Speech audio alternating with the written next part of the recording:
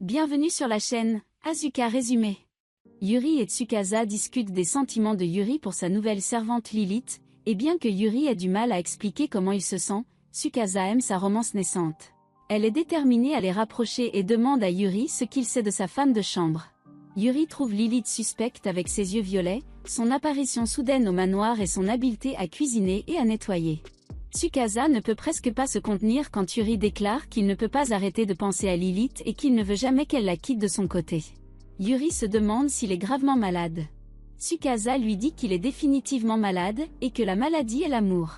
Yuri est choqué par ces paroles et alors qu'il rentre chez lui, il se demande ce qu'est l'amour. Lilith le salue avec enthousiasme mais un Yuri troublé l'ignore car il se sent en conflit à propos de sa conversation avec Tsukasa, et même en le taquinant, Lilith est incapable de lui faire répondre. Lilith s'inquiète que Yuri ait perdu tout intérêt pour elle et elle continue de le taquiner à propos de prendre des bains ensemble, mais il ne répond toujours pas et elle s'inquiète qu'il puisse être malade d'une maladie. Il lui dit qu'il est peut-être malade de quelque chose, mais avant de lui dire que c'est de l'amour, il s'enfuit. À l'école le lendemain, Yuri demande à Tsukasa de l'aider à comprendre ce qu'est l'amour, et elle l'amène à son manoir après les cours. Tsukasa mène une vie choyée avec de nombreux serviteurs, et alors qu'ils discutent de sa situation à l'heure du thé, Yuri se sent jaloux de la famille de Tsukasa, de ses serviteurs et de sa vie paisible qui lui rappelle tout ce qu'il a perdu. Mais Tsukasa le réconforte et lui rappelle qu'il a une merveilleuse femme de chambre à son emploi, ce qui l'aide à lui remonter le moral. Pour l'aider à mieux comprendre l'amour, Tsukasa essaie de lui prêter sa grande collection de romans d'amour mais est arrêté par Fujisaki. Plus tard, Yuri a pour mission de dessiner un sujet et il demande à Lilith s'il peut la dessiner, mais quand il commence, elle devient vite embarrassée. Elle essaie de poser, mais Yuri lui demande de s'asseoir dans une position élégante et pendant qu'il dessine, elle remarque qu'elle n'est peut-être pas la personne qu'il pense qu'elle est. Yuri termine son dessin mais l'efface immédiatement parce que son art ne capture pas assez bien sa beauté et il fait des heures supplémentaires pour la dessiner encore plus.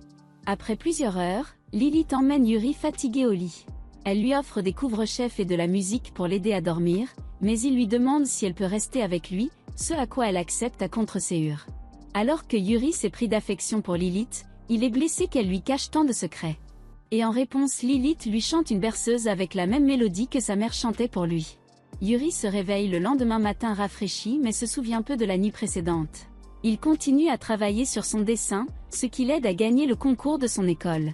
Plus tard, Yuri rêve d'un souvenir à moitié remémoré de jouer avec une fille dans un jardin, quand il est réveillé par sa Lilith. Elle a décidé d'utiliser sa journée de congé pour passer la matinée avec lui, et Yuri réfléchit à son rêve. Yuri est plus tard choqué de voir Lilith en tenue décontractée, alors qu'elle envisage d'aller en ville pour son jour de congé.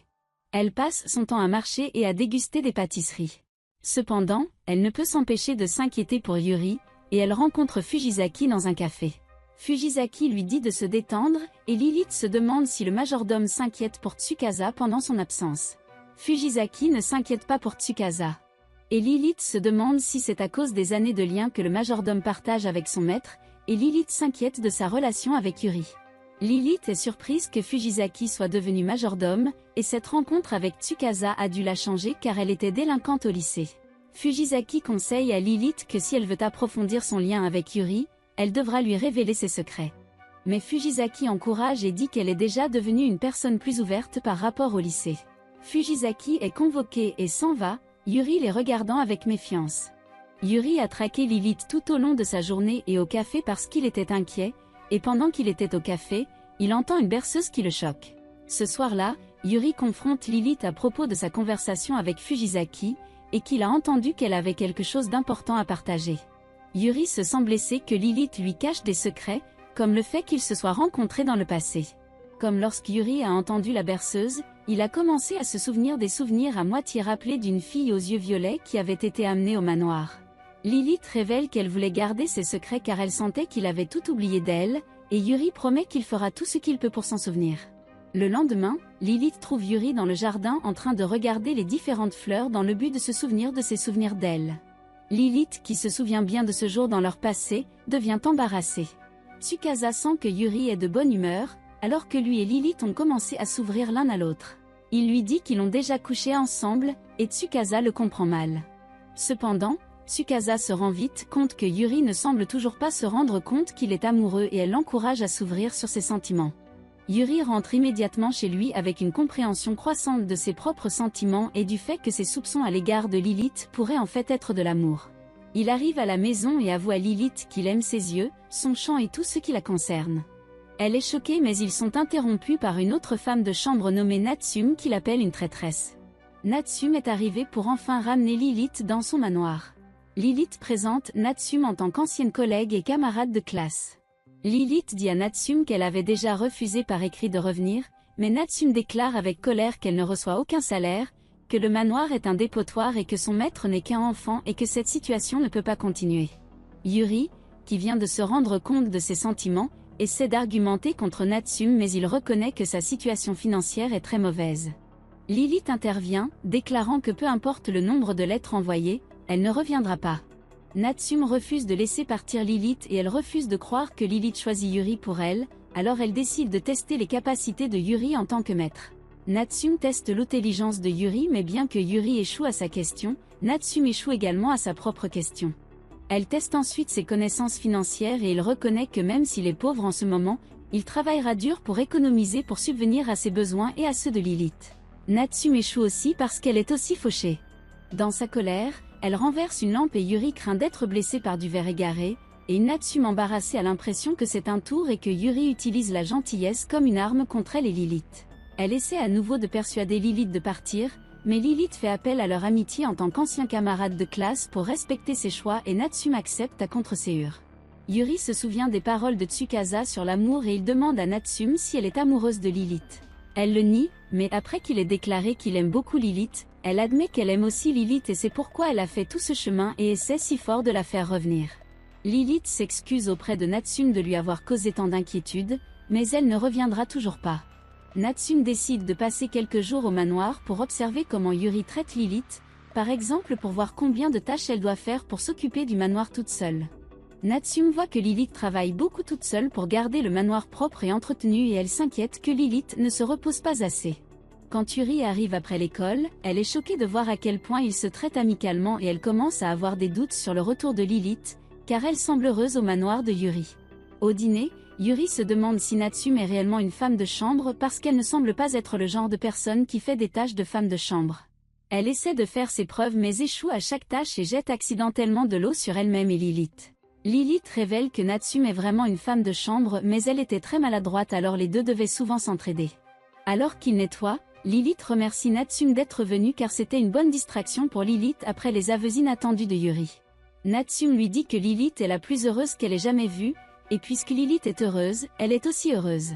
À l'école, Yuri dit à Tsukasa qu'il a finalement avoué à Lilith, mais quand il dit à Tsukasa que quelqu'un de nouveau les a rejoints, elle se fait une fausse idée. Tsukasa est ravie de rencontrer Natsume parce qu'elle est une rivale tout comme ses livres d'amour. Natsume est venue espionner Yuri et quand elle voit Tsukasa et Yuri, elle se demande s'ils sortent secrètement ensemble. Tsukasa ne peut se concentrer que sur le triangle amoureux et est entraînée par Fujisaki, qui est reconnu par Natsume comme un dangereux délinquant. Natsume accueille Yuri et le raccompagne chez lui, déclarant qu'elle partira probablement bientôt. Il rencontre des voyous au hasard sur la route et elle les empêche de le battre. De retour au manoir, ils discutent des meilleures qualités de Lilith, et Lilith est gênée d'être prise au milieu.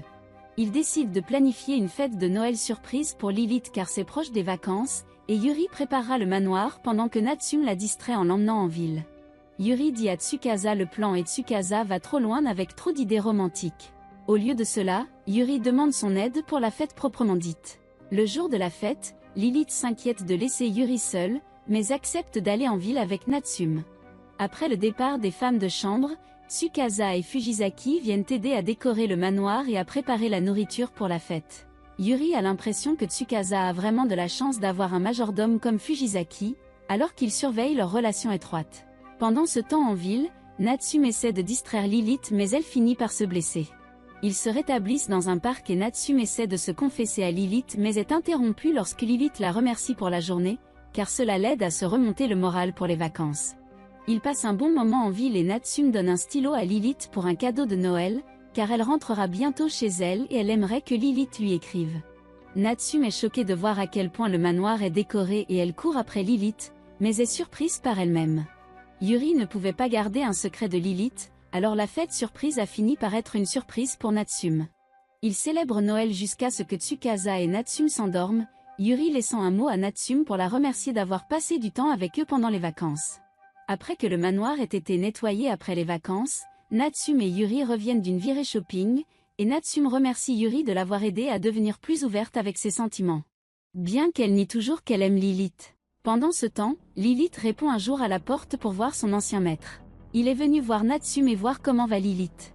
Lilith s'excuse pour les ennuis qu'elle a causés, et le maître est simplement heureux de voir qu'elle va bien et qu'elle entretient bien le manoir de Yuri. Lilith révèle que lorsqu'elle est devenue orpheline, les parents de Yuri lui ont ouvert leur maison et l'ont accueillie. Elle a également rencontré un jeune Yuri à cette époque. Après 1 an au manoir, elle est allée dans une académie pour domestiques avec la bénédiction des parents de Yuri, et lorsqu'elle a obtenu son diplôme, elle a commencé à travailler au manoir de l'ancien maître. Mais ensuite, elle a appris la nouvelle de la mort des parents de Yuri et elle a senti qu'elle devait retourner à Yuri. Natsume et Yuri reviennent du shopping et sont présentés au vieux maître. Yuri pense qu'il est venu pour emmener Lilith et la défend, mais le vieux maître est simplement heureux de voir que Lilith va bien. Natsume part ensuite avec le vieux maître.